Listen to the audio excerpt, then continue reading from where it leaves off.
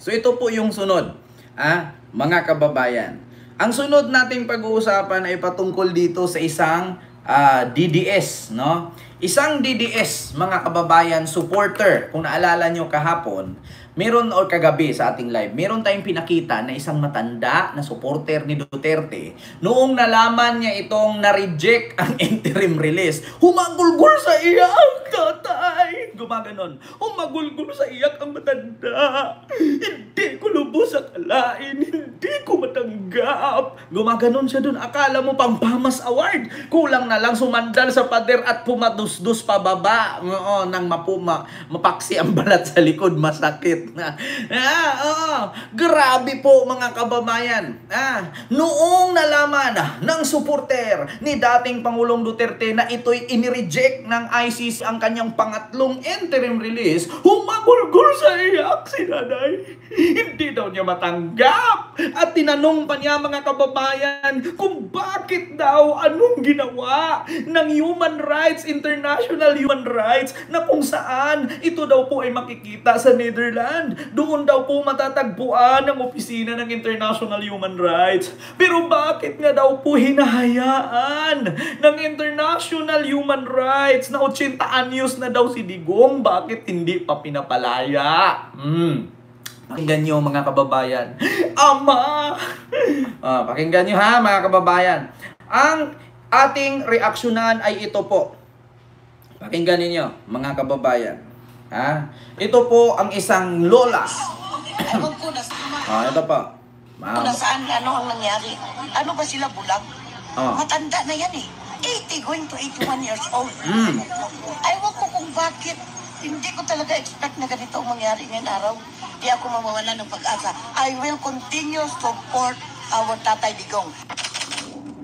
Ulitin natin kasi medyo mahaba-haba eh. Ito, mga kababayan. Dito, itong bansang ito, nandito ang international human rights. Ewan ko na saan, ano ang nangyari. Ano ba sila bulag? Matanda na yan eh. 80 going to 81 years old. Ewan ko kung bakit. Hindi ko talaga expect na ganito ang mangyari ngayong araw. Hindi ako mamawala ng pag-asa. I will continue support our Tatay Digong. Ngayon mga kababayan, kung napapanood ninyo, tinanong nung matanda na umiyak doon sa karton, kaharap si Digong, "Tay, hindi ako titigil sa pagporta sa'yo, tay.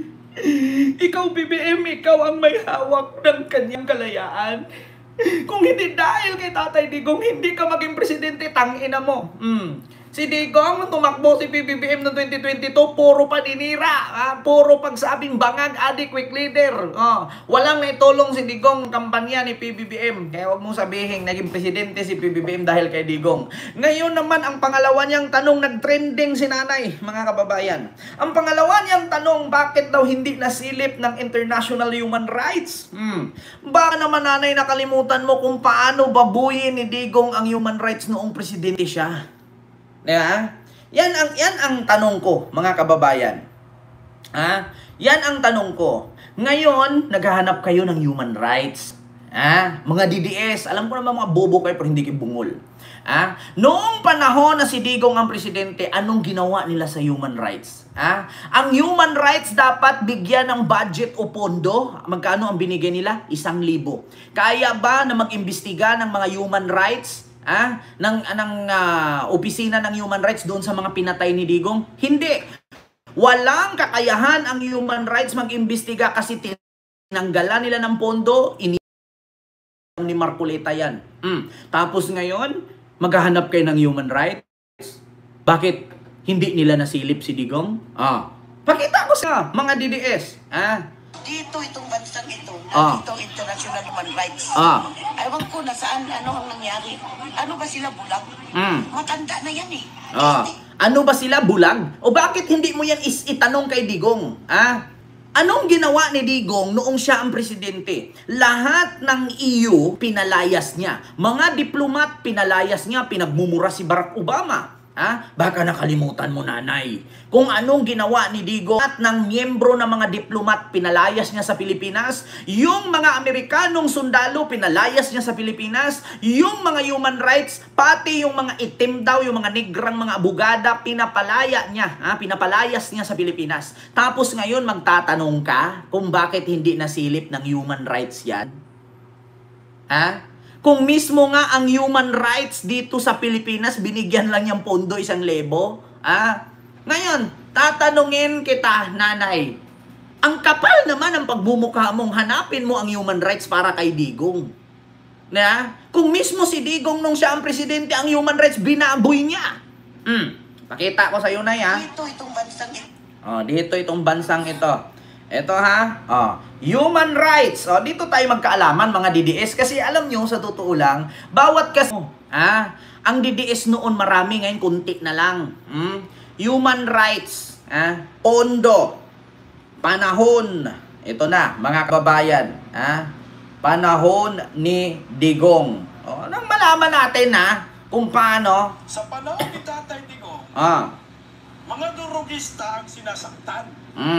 Yung concern the Human Rights Commission, I don't know why. Ah. The Human Rights Commission, I don't know why. But they would insist in counting the criminals. Ah. And never make a comparison of the death victims, innocent people, law-abiding people being killed in the streets. You law expert of the United Nations, come here and I will show you these statistics. I will hold your finger and teach you how to count. You are publishing the side of the criminal. How about publishing the side of government protecting people or preventing the killing of people, innocent Protecting? victims? My job, ladies and gentlemen, and of the United Nations, my job as president is to protect the innocent, law-abiding citizens.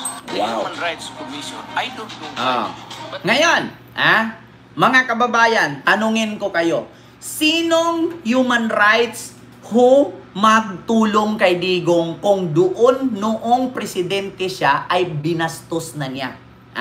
Ang sabi ni Digong, bakit daw itong human rights mas pinahalagahan daw itong buhay ng mga pinatay niyang kriminal? Ngayon, mga kababayan, hindi tayo kakalaban dyan. Kasi kriminal nga naman. So, kapag kriminal, lumala, patay.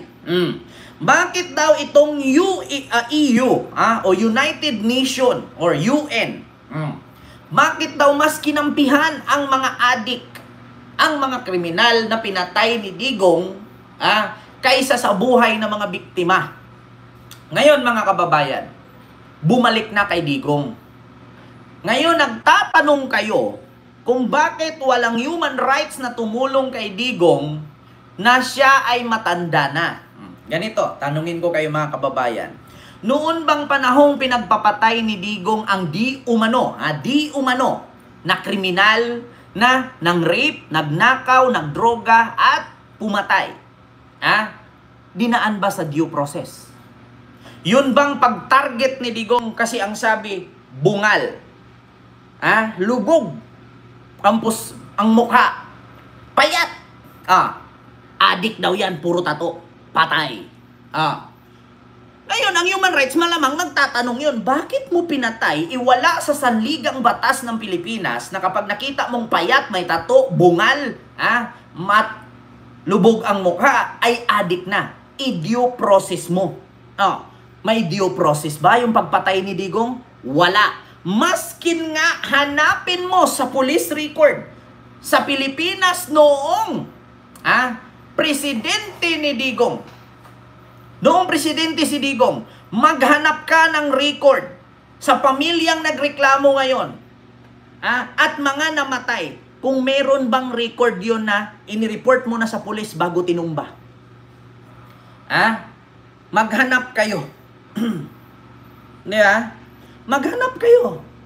Kung meron bang record yung mga pinatay ni Digong at makita ba ng mga pamilya nila na si Kian de los Santos, may record ba? Wala. Tinumba na lang. Diba? Yun ang totoo.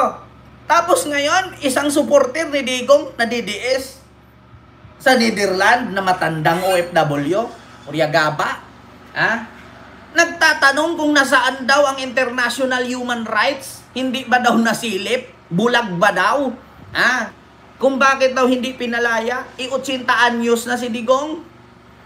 Ba't hindi mo subukang itanong yan, nanay? Kung ano ang ginawa ni Digong sa human rights noon, pati ang United Nations. Ever since si Digong nung presidente tayo, walang tumungtong sa United Nations. Dahil lahat yan kalaban niya. Presidente ng Amerika, United Nations, human rights, lahat yan pinagmumura niya. Baka nakalimutan mo, nanay, hindi ka pa ulyanin. Nakagamit ka pa ng iPhone, ang hirap-hirap gamitin ng iPhone eh. Mas mabilis ang Android eh. iPhone hawak mo. So, huwag mo sabihin ulyanin ka na. Kung ulyanin ka, di umuwi ka ng Pilipinas, huwag ka na mag-OFW. Oo, dispalko ka pa dyan.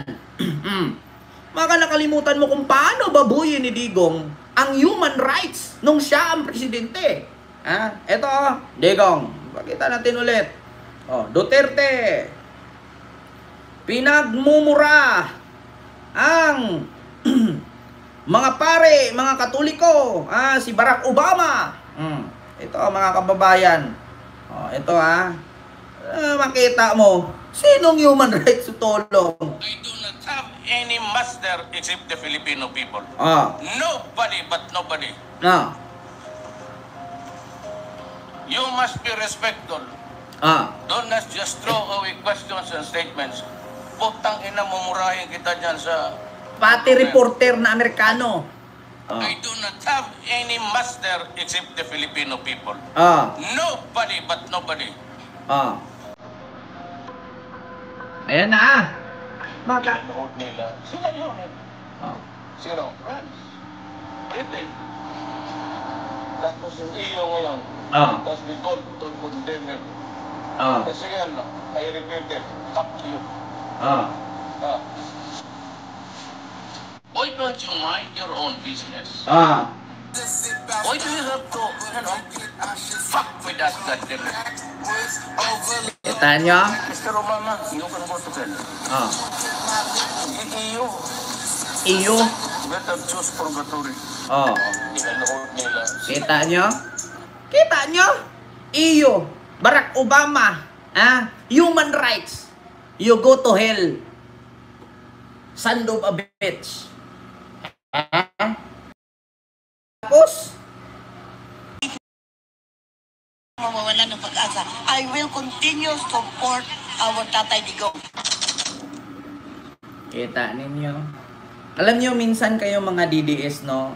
Mas ilang pa rin ba kayo matuto? Bakit hanggang ngayon bobo pa rin kayo? Mama Jordan, kay Ma'am G. Magarais, ayan, kay Ma'am Kian. Di ba? Tapos ngayon, nagtatanong kayo, na nasaan ang human rights?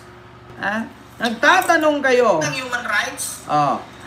Nagtatanong kung bakit hindi nakita ng human rights ang kalagayan ni Digong na 80 anyos na, hindi pa pinapalaya. I-rewind mo po, nanay. Alam ko, kalaki ng mukha mo. I-message mo ako, i-send ko sa'yo, at isipin mong mabuti. Nanay na nagtatanong, yung umiiyak-iyak nang nalaman mong niredek. Ito mga kababayan. Si nanay. Nanay, kung nanood ka man ngayon, kung ano ang pangalan mo, i-message mo ako, tas i-send ko sa'yo kung ano ang kabastusan na ginawa ni Digong sa human rights, tapos ngayon magtatanong ka kung bakit hindi nasilip ng human rights. Ang EU, ang United Nations, ang human rights, ang presidente ng Amerika, pinagmumura niya, ang pare, ang Panginoon. Tapos ngayon magtatanong ka ng human rights? Nay, bago mo problemahin ang problema ni Digong, asikasuhin mo ang pamilya mo. Diba? Asikasuhin mo muna pamilya mo. Huwag mong sabihin naging milyonarya ka na dyan. Okay na ang paghanap ng pamilya mo. Kung okay na ang pamilya mo, yung mga kamag-anak mong mahirap na, itulong kaysa unahin mo si Digong, wala ka mapala dyan. Mapapahiya ka lang. Diba? Diyos ko naman, inuulit ko sa iyo, Nay, naghahanap ka ng human rights, i-rewind mo kung paano babuyin ni Digong ang human rights. Hindi mo pa naisip, human rights sa Pilipinas, ang pondo 1,000. PH, human rights. Ito, pondo 1,000. Para magulantang ka.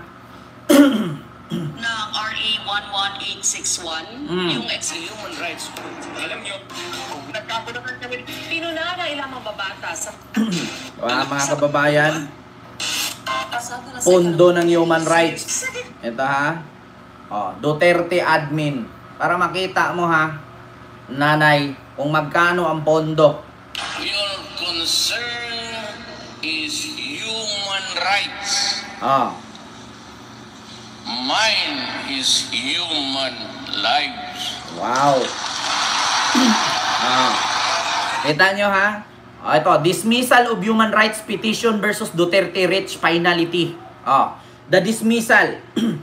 Human rights. Ito, in a document made public Thursday, Supreme Court has already released the entry of judgment for the case of which a decision has become final and executory on April 29, 2024. The budget of human rights is 1,000 pesos. Kita ninyo? Mga kababayan. Ito po ay inquirer.net. Diyos me, Marimar. Kita ninyo? Tapos ngayon sasabihin mo, nasaan ang human rights? Nanay, with all due respect sa'yo, huwag mo nang ituloy yan. Mapapahiya ka lang. Sa akin pa lang, mapahiya ka na. Lalo pagkakamping pa ang bumira sa'yo.